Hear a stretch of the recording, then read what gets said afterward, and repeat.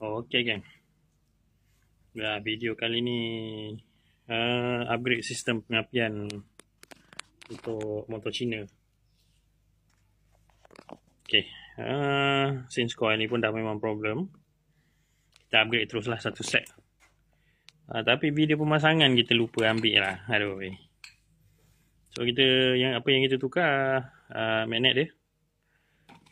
Satu set dengan coil lah, dengan fuel coil dia. So basically coil yang baru ni 3 phase, sama je macam coil yang sebelum.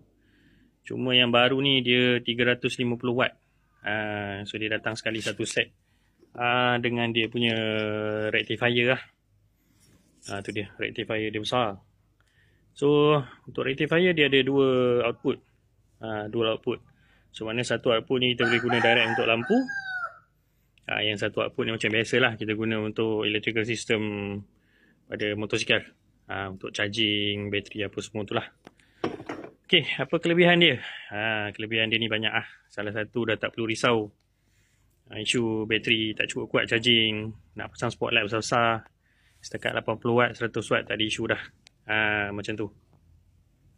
So kita ubah sikit lah sistem pendawaian dia. Wiring kita ubah sikit.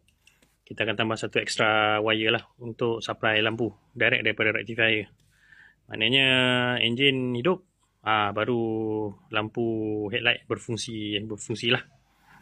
So maknanya headlight tu dia tak akan tarik power direct daripada bateri. So coil, bila enjin running, coil akan recharge bateri directly tanpa gangguan. Macam tu. Kelebihan yang lain, transition engine lebih smooth lah.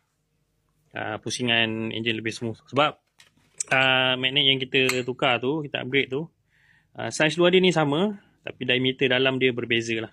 Dia dalam ni ruang dia 93 mm kalau tak silap saya. Which is kalau kita tengok yang original adalah sekitar 90. Antara 89 ke 90 mm lah. Jadi magnet yang baru dia lebih ringan lah. Macam tu. Jadi engine pun responsif.